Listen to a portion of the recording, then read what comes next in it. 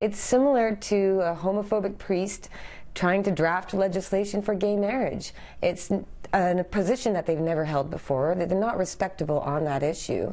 I find it very offensive that law enforcement and politicians who put us in handcuffs and in jail and gave us records are now cashing in on the very thing that they call us criminals for doing before.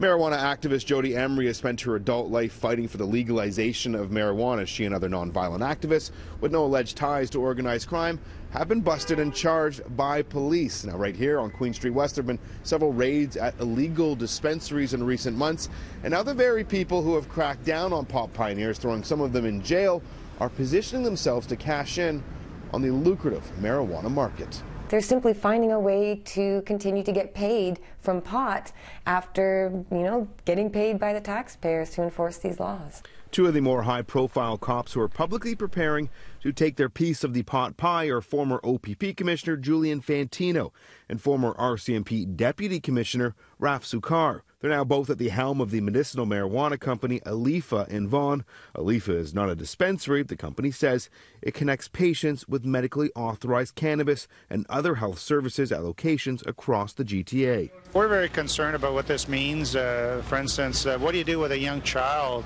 who is found in possession of marijuana? And what do you do with people who are driving and smoking up? I mean, all of these things are very critical public safety issues. In October 2015, Fantino tweeted, "I am completely opposed to the legalization of marijuana." Today, Ontario's Attorney General, who's played a key role in our province's marijuana rollout, refused to weigh in. I'm not going to comment on somebody getting involved, whether a former chief of police or a parliamentarian in the business, as long as it's within what's allowed by the law federally or provincially here in Ontario.